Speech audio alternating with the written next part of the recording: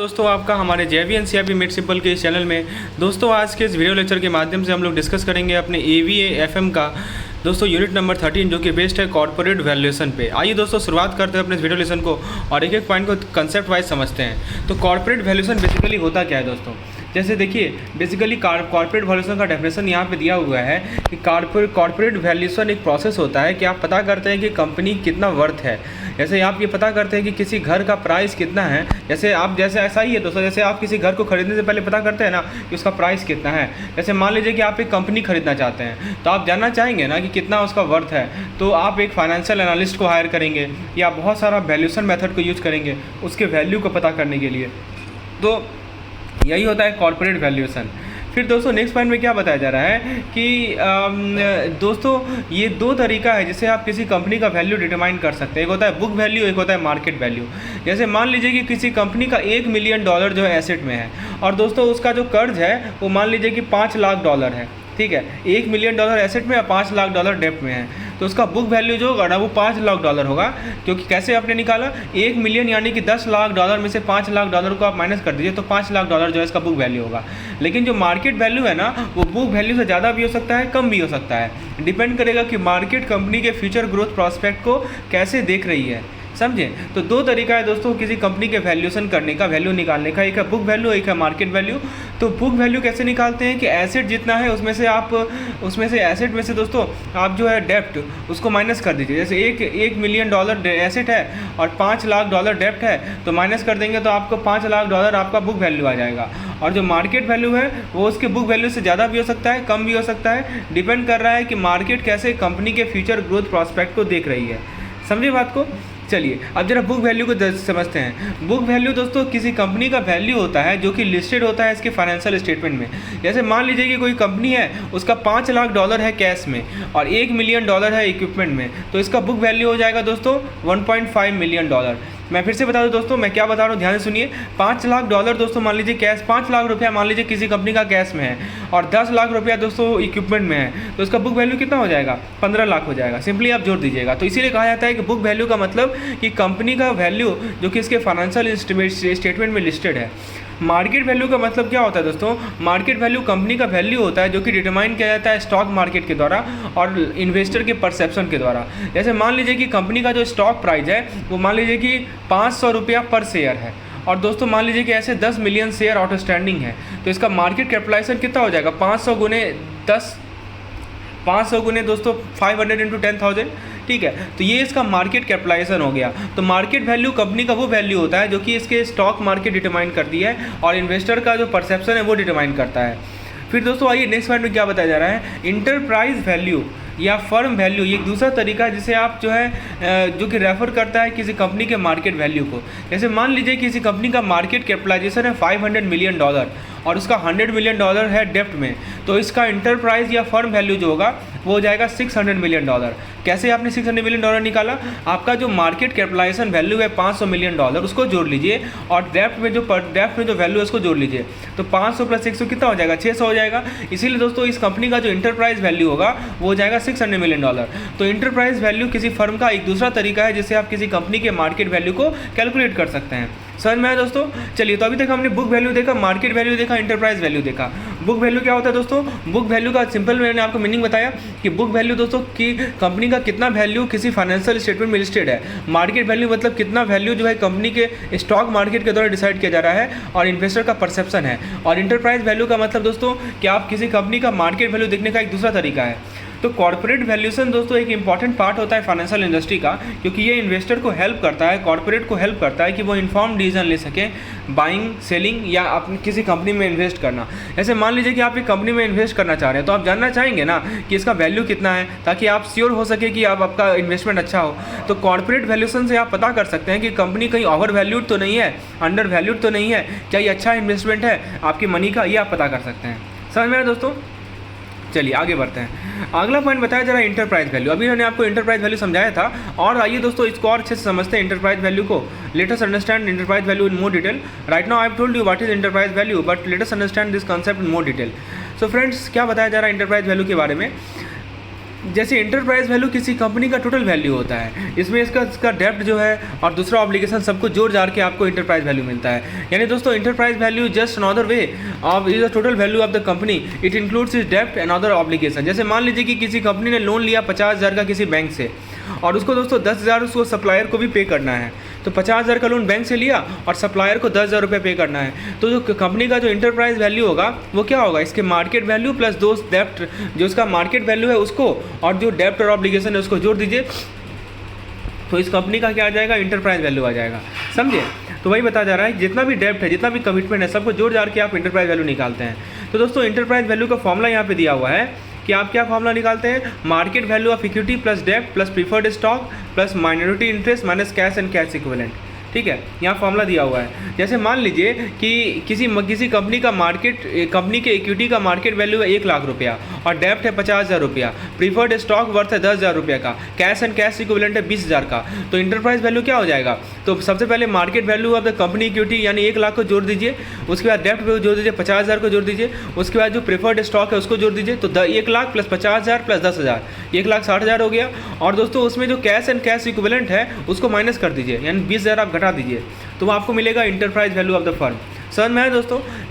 Next point को पढ़ते हैं दोस्तों। इंटरप्राइज वैल्यू बताया जा रहा है कि कंपनी का जो मैनेजमेंट टीम होती है वो डिसीजन लेती है जो कि कंपनी के वैल्यू को बढ़ाए और इस प्रकार से उसके शेयर होल्डर को बेनिफिट हो। जैसे मान लीजिए कि कोई कंपनी इन्वेस्ट कर रही है एक ऐसे प्रोजेक्ट में जो कि हाई रिटर्न जनरेट कर रहा है, तो उसका वैल्यू बढ़ेगा, जो कि अपने शेयर होल्डर के लिए अच्छी बात है। फिर दोस्तों नेक्स्ट पॉइंट में बताया जा रहा है कि वैल्यूएशन से जो है ना मैनेजमेंट को हेल्प मिलता है कि वो पता करते हैं कि कंपनी का क्या वर्दी है, कंपनी कितना वर्थ है और क्या फैक्टर इसके वैल्यूज़ को अफेक्ट कर सकता है। जैसे मान लीजिए कि कंपनी जो है अपने ऑपरेशन को एक्सपेंड करना चाह रही है, तो ये वैल्यूएशन टेक्निक को यूज करेगी ताकि एस्टिमेट कर सके कि इसके इसका जो एक्सपेंसन है इसके वैल्यू पे क्या इम्पैक्ट पड़ेगा। तो इससे क्या होगा, मैनेजमेंट इन्फॉर्म डिसीजन ले सकेगी कि क्या हम एक्सपेंसन करें या ना करें। समझे? तो एक्सपेंसन करने में वैल्यूएशन बहुत इंपॉर्टेंट रोल प्ले करता है। चलिए आगे बढ़ते हैं, नेक्स्ट पॉइंट पे आते हैं। नेक्स्ट पॉइंट में बताया जा रहा है दोस्तों वैल्यूएशन के बारे में। आइए हम लोग एक एक पॉइंट को ध्यान से क्लियर करेंगे, आपका कंसेप्ट बिल्कुल अच्छे तरीके से क्लियर होगा दोस्तों। बहुत ही इंटरेस्टिंग टॉपिक है, आप रियल लाइफ में भी इसको यूज़ कर सकते हो। तो एक एक पॉइंट को ध्यान से समझते जाइए। एग्जाम्पल मैं लेकर समझा रहा हूँ। मैंने दोस्तों इंटरप्राइज वैल्यू, ठीक है, फिर दोस्तों मार्केट वैल्यू, बुक वैल्यू, क्या सब ये सब टर्म्स क्या होते हैं ये मैंने आपको समझाया। चलिए आगे देखते हैं दोस्तों, नेक्स्ट पॉइंट को स्टडी करते हैं। बताया जा रहा है कि वैल्यूएशन के द्वारा क्या होता है कि आप पता करते हैं कि किसी कंपनी का वर्थ क्या है, कि वैल्यू क्या है किसी कंपनी का।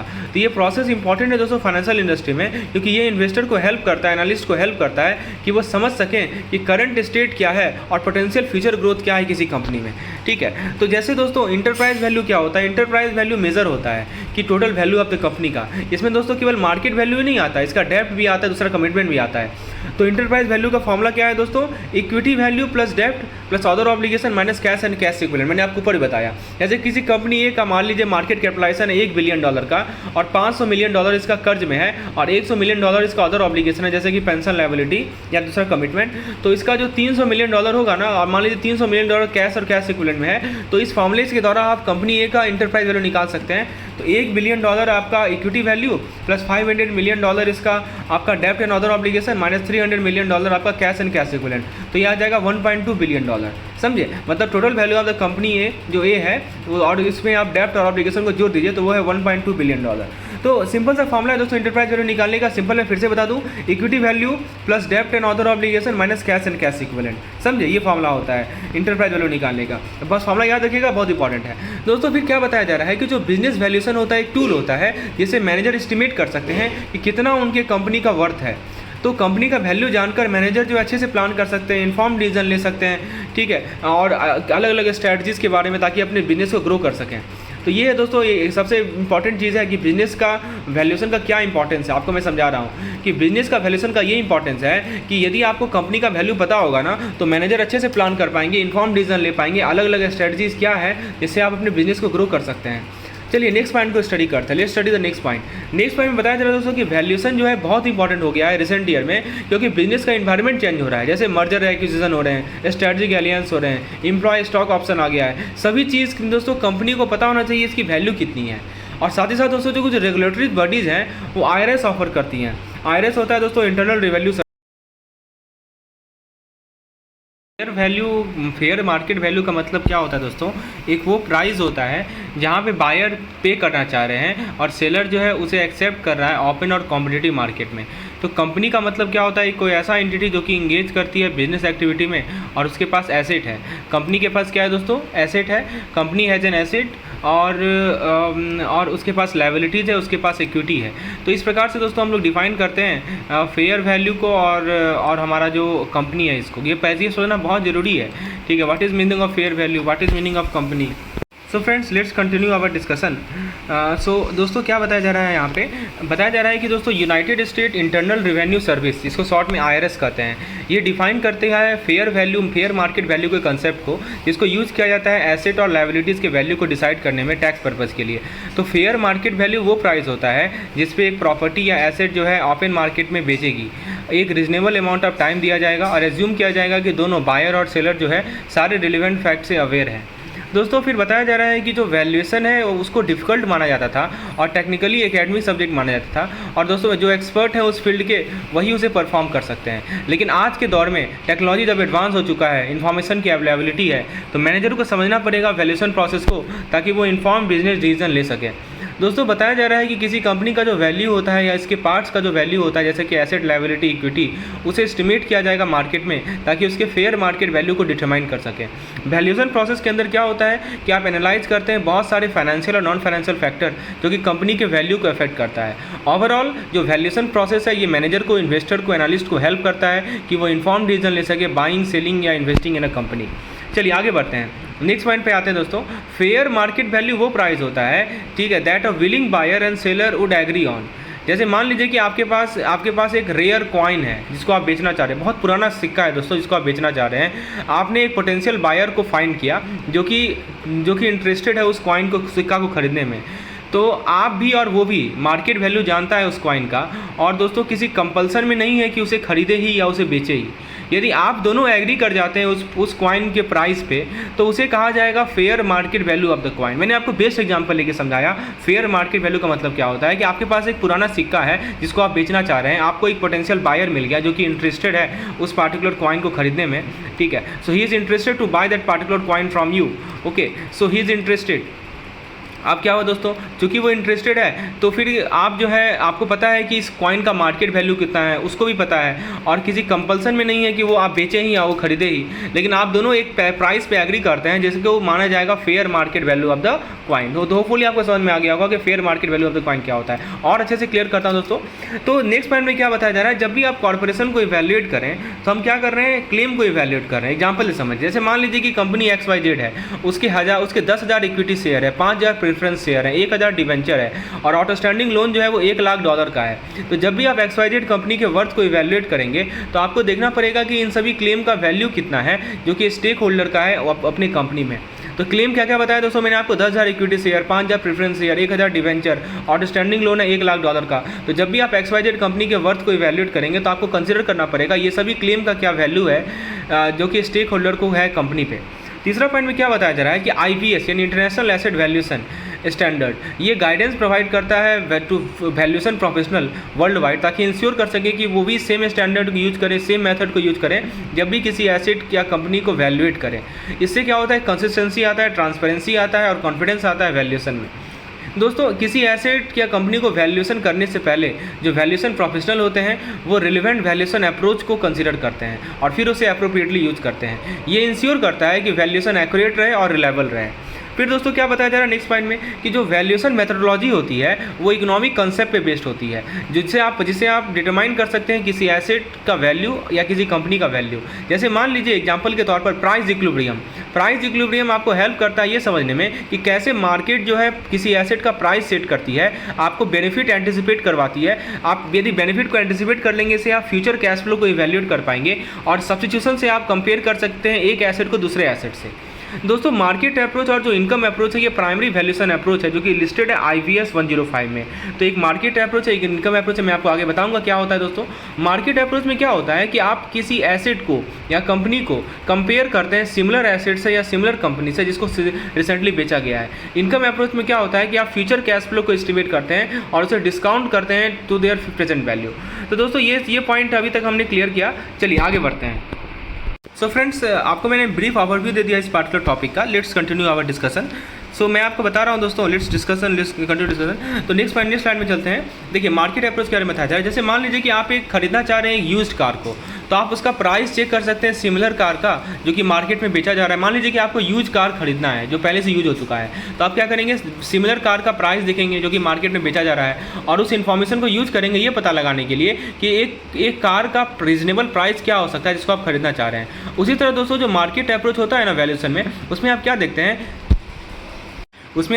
दोस्तों कि जो रिसेंट सेल हुई हैं, ठीक है, आप क्या देखते हैं दोस्तों, आप देखते हैं कि जो रिसेंट सेल हुआ है सिमिलर एसेट का उसका क्या प्राइस है, और उस कंपनी का क्या सेल हुआ है उसका क्या प्राइस है, ताकि आप किसी एसेट का वैल्यू पता कर सकें या कंपनी का वैल्यू को पता कर सके जिसको वैल्यू दिया जा रहा है। समझे बात को, ये मार्केट अप्रोच होता है कि आप जो है मार्केट अप्रोच में रिसेंट सेल का प्राइस देखते हैं सिमिलर एसेट का या कंपनी का, फिर आप पता लगाते हैं कि एसेट का वैल्यू कितना है, कंपनी का वैल्यू कितना है जिसका वैल्यूएशन हो रहा है। इनकम अप्रोच में क्या होता है दोस्तों, इनकम अप्रोच में ये होता है कि जैसे मान लीजिए कि आप एक रेंटल प्रॉपर्टी को खरीदना चाह रहे हैं, तो आप जानना चाहते हैं कि कितना पैसा आप उसे रेंट देने पे अर्न करना चाह रहे हैं, अर्न करेंगे। मान लीजिए कि उसको रेंट पे लगाएंगे, ठीक है, तो आप कितना पैसा अर्न करेंगे। इसको करने के लिए आप करेंगे ये पता करेंगे कितना रेंट आप चार्ज कर रहे हैं, फिर कोई खर्चा हो रहा है तो उसको सब्ट्रैक्ट करेंगे। कुछ खर्चा हो सकता है ना प्रॉपर्टी से रिलेटेड, जैसे कि प्रॉपर्टी टैक्स, मेंटेनेंस कॉस्ट, वो सबको सब्ट्रैक्ट कर लेंगे और फिर आप नेट इनकम कैलकुलेट करेंगे जो कि आपको मिलेगा। उसी तरह दोस्तों जो इनकम अप्रोच होता है ना वैल्यूएशन में, इसमें आप क्या करते हैं कि एक्सपेक्टेड फ्यूचर अर्निंग को एस्टिमेट करते हैं या कैश फ्लो को एस्टिमेट करते हैं किसी कंपनी का, और तब कैलकुलेट करते हैं present value of those future earning और कैश फ्लो। यानी सबसे पहले आपने क्या किया कि फ्यूचर वैल्यू देख लिया कि हाँ ये सब पैसा हमारे पास आएगा, और फिर उसका आप क्या करते हैं प्रेजेंट वैल्यूएशन निकालते हैं। तो ये होता है दोस्तों हमारा इनकम अप्रोच। ठीक है, तो दो अप्रोच है, एक मार्केट अप्रोच है, एक इनकम अप्रोच है। तीसरा पॉइंट है दोस्तों एनओआई। एनओआई का मतलब होता है नेट ऑपरेटिंग इनकम। इसका क्या मतलब होता है दोस्तों, मैं आपको समझाता हूँ। Let me explain what is the meaning of NOI. NOI दोस्तों एक मेजर है कंपनी के प्रॉफिटेबिलिटी का। इसको कैलकुलेट किया जाता है कि जितना भी कंपनी का ऑपरेटिंग एक्सपेंस है उसमें से देखिए जितना ऑपरेटिंग रेवेन्यू है उसमें से ऑपरेटिंग एक्सपेंस को माइनस कर दीजिए तो आपको एनओआई मिल जाएगा। तो ये इस कैलकुलेशन से आपको एक सेंस मिलता है कि कितना पैसा कंपनी अपने ऑपरेशन से कमा रही है, ठीक है, मेक कर रही है। तो एनओआई का फुल फॉर्म याद रखिएगा, नेट ऑपरेटिंग इनकम। तो कैसे निकालते हैं इसे, तो operating revenue minus operating expense आपको एनओआई देता है। इससे आपको पता चलता है कि कितना पैसा कंपनी अपने ऑपरेशन से रीच कर रही है। फिर दोस्तों एक टर्म लिखा है रेट ऑफ कैपिटलाइजेशन। ये वो रेट होता है जिससे आप किसी प्रेजेंट कंपनी का जो फ्यूचर अर्निंग है उसका प्रेजेंट वैल्यू निकाल सकते हैं। इसको कैसे निकालते हैं, तो कंपनी का जो एनओआई है ना उसको डिवाइड कर दीजिए दोस्तों मार्केट कैपिटलाइजेशन रेट से सिमिलर कंपनी का। मतलब वैसे सिमिलर कंपनी होगी ना उसका क्या मार्केट कैपिटलाइजेशन रेट है उसे डिवाइड कर दीजिए एनओआई को, तो आपको मिल जाएगा rate of capitalisation. Market capitalisation rate क्या होता है, वो रेट ऑफ रिटर्न होता है जो कि कंपनी जो कि इन्वेस्टर एक्सपेक्ट करते हैं अर्न करना अपने इन्वेस्टमेंट में in a company of similar size. तो मार्केट कैपिटलाइजेशन रेट क्या होता है दोस्तों, मार्केट कैपिटलाइजेशन रेट वो रेट होता है जो कि इन्वेस्टर जो है रिटर्न अर्न कर एक्सपेक्ट करते हैं कितना रिटर्न हमें मिलेगा, ठीक है, ऑन इन्वेस्टमेंट। चलिए आप कॉस्ट अप्रोच की बात करते हैं। Let's talk about cost approach. Cost approach को दोस्तों एसेट बेस्ड अप्रोच भी कहा जाता है। तो एक मेथड होता है जिससे आप पता कर सकते हैं किसी कंपनी के वैल्यू को based on the fair market value of it net asset. यानी इनके जो नेट एसेट है उसका जो फेयर मार्केट वैल्यू कितना है उसके बेसिस पे आप डिटरमाइन कर सकते हैं किसी कंपनी का वैल्यू। इसे कहा जाता है कॉस्ट अप्रोच या आप एसेट बेस्ड अप्रोच कहें। ये अप्रोच बिजनेसेस के लिए यूजफुल होते हैं जिनके पास बहुत सारे फिजिकल एसेट हैं, जैसा फैक्ट्री है, इक्विपमेंट है, रियल एस्टेट है, या दोस्तों वैसे कंपनी के लिए जो कि फाइनेंशियली ट्रबल में है। कॉस्ट अप्रोच एज्यूम करता है दोस्तों कि जो कंपनी का वैल्यू है ना उसको डिटरमाइन कर सकते हैं कॉस्ट ऑफ रिबिल्डिंग और replacing the asset. Cost based methodology जो है कॉस्ट को दो कैटेगरी में डिवाइड करता है, एक होता है कॉस्ट टू बिल्ड और एक होता है कॉस्ट टू रिप्लेस। इस अप्रोच को यूज करने के लिए दो सब हेडिंग होता है दोस्तों। पहला है cost of labour and material जिसका जरूरत पड़ेगा आपको बिल्डिंग बनाने में, और दूसरा है cost to buy a similar existing building and then renovate it. तो कॉस्ट अप्रोच में क्या होता है दोस्तों, दो सेपरेट और रिलेटेड प्रोसेस यूज होते हैं। पहला होता है अप्रेजल ऑफ नेट एसेट जिसके अंदर आप पता करते हैं कि हर एक एसेट का वैल्यू कितना है, और दूसरा होता है दोस्तों आप सम ऑफ पार्ट एनालिसिस करते हैं जिसमें आप जितने भी एसेट का वैल्यू है सबको जोड़ते हैं ताकि आपको टोटल वैल्यू मिलता है कंपनी का। मैं आपको एग्जांपल लेके समझाता हूँ। जैसे मान लीजिए कि आप एक स्मॉल मैन्युफैक्चरिंग कंपनी है उसका वैल्यूएशन करना चाह रहे हैं, तो आप कॉस्ट अप्रोच को यूज करेंगे। तो सबसे पहले आप क्या करेंगे कि कंपनी के जितने भी एसेट हैं, ठीक है, जितने भी, जैसे मान लीजिए कि फैक्ट्री हो गया, इक्विपमेंट हो गया, इन्वेंट्री हो गया, लैंड हो गया, सबको लिस्टिंग बना लीजिए। वही लिखा गया है कि सबसे पहले आप लिस्ट बनाते हैं, ठीक है। तो सबसे पहले क्या करते हैं कॉस्ट अप्रोच में दोस्तों कि बहुत सारा, मैंने बताया ना कि ये अप्रोच वहाँ यूजफुल होता है जहाँ पे बहुत सारा फिजिकल एसेट है, फैक्ट्री, इक्विपमेंट। तो इसमें सबसे पहले आप लिस्ट बनाते हैं कि कौन कौन सा दोस्तों आपके पास एसेट है, फैक्ट्री, इक्विपमेंट, इन्वेंट्री, लैंड। फिर आप पता करते हैं कि फेयर मार्केट वैल्यू कितना होगा प्रत्येक एसेट का, ठीक है। Then you find the fair market value of each asset. तो प्रत्येक एसेट का फेयर मार्केट वैल्यू कैसे निकालते हैं, तो उसका करंट कंडीशन देखते हैं, करंट मार्केट प्राइस देखते हैं, फिर आप पता करते हैं कि हाँ इसका फेयर मार्केट वैल्यू कितना है। सो करंट कंडीशन देख के, करंट मार्केट प्राइस देख के पता करते हैं। उसके बाद दोस्तों जो वैल्यू आपको मिला ना सभी एसेट का, उसको जोड़ते हैं, तब आपको मिलता है नेट एसेट वैल्यू, NAV। जितना भी एसेट का वैल्यू निकला उसको जोड़कर आप निकालते हैं नेट एसेट वैल्यू। ये कंपनी का वैल्यू होगा based on the cost approach. लेकिन दोस्तों इस अप्रोच में ध्यान रखना है कि ये अप्रोच कंपनी के फ्यूचर पोटेंशियल अर्निंग को कंसिडर नहीं करता है या कोई ऐसे दूसरे फैक्टर को कंसिडर नहीं करता है जो कि इसके वैल्यू को इम्पैक्ट करेगा। तो दोस्तों बहुत सारा अप्रोच को यूज़ करना बहुत जरूरी है ताकि आप एक एक्यूरेट वैल्यूएशन कर सकें। तो फ्रेंड्स ये था हमारा पार्ट 1 लेक्चर जो कि सभी के लिए अवेलेबल था। पार्ट 2 लेक्चर पेड मेंबर के लिए अवेलेबल रहेगा। यदि आप इस तरह के लेक्चर चाहते हैं जिसमें एक एक पॉइंट आपको एग्जाम्पल के माध्यम से समझाया जाए, आप कॉस्ट अप्रोच को समझ चुके हैं, तो आप हमारे इस नंबर पे व्हाट्सएप करें ताकि मैं आपको पेड प्लान के बारे में बता सकूं, so that you can access all the videos. धन्यवाद।